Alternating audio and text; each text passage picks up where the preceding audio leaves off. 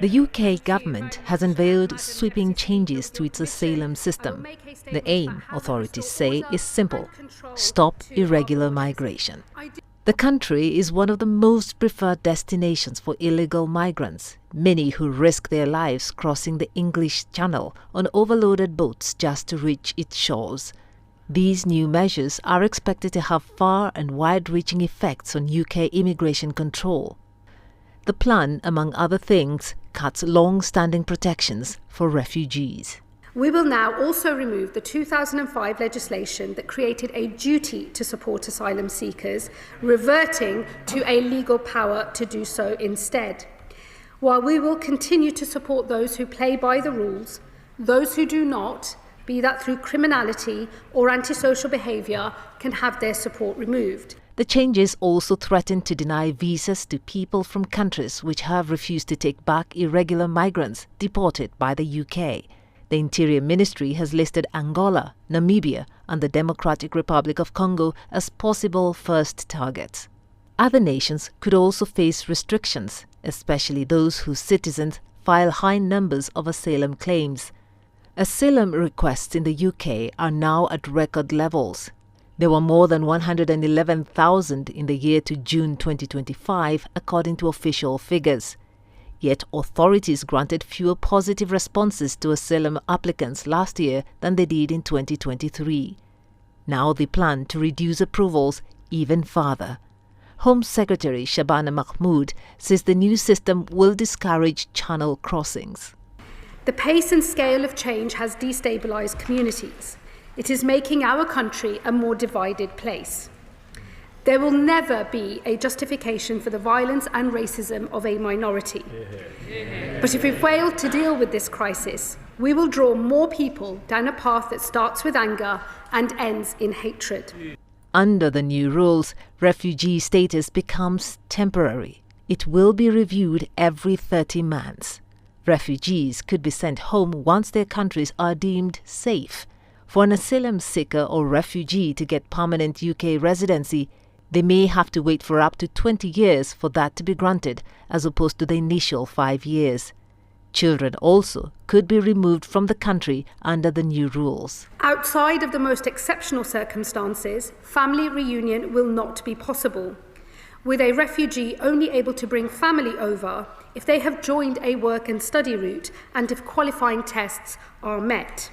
The government says this is about restoring control. The announcement has, however, set off a political debate. It's a clear sentiment in the UK, and it's a step towards a viable solution. But I don't know if doing these measures without any, without showing effective step-by-step validated by moral compass is an effective way. It sounds rather unfair, and that's basically all I can say.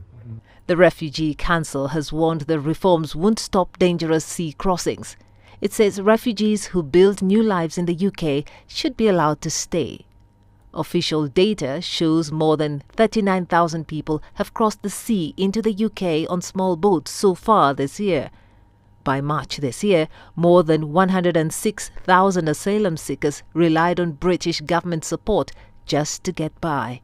The proposals now move to a public consultation phase, and the government says more legislation will follow in the coming months. But the debate over how far the government should go on this issue is far from over. Joy Kiruki Juma, CGTN. CGTN's Chris Ochomoringa brings us some reactions to the UK's tightening of asylum policies in the DRC, Angola, and Namibia. Well, there's been no official reaction from the Democratic Republic of Congo about this decision by the UK to impose visa bans. We expect the authorities to be internalizing this statement and issue an official reaction anytime soon. What we know is that the DRC has quite a large population of people in the UK. According to a census that was carried out in 2021, there were about more than 20,000 people who said they were born in the DRC living in the UK. So we're waiting for an official communication. We haven't heard from Angola as well, any official communication from there, but there is a former diplomat of Namibia who has reacted to this decision by the UK Secretary of State, Shabana Mahmood, saying that this decision is more to do with the UK's domestic politics rather than the transgressions that have been committed by their people, Namibians who are living in the UK. He said there are many people who are living quite peacefully in the UK, and that the UK government under the Labour administration is currently facing a lot of economic, political challenges. There is a lot of anti-immigrant rhetoric coming from the people, and the government has decided to kind of appease the people by targeting these three countries. He said that if the UK government carries out this threat to impose bans, they will reciprocate by also issuing bans on UK citizens entering the country. This is something they have done before with the United States when President Trump's administration issued a number of visa restrictions on African countries.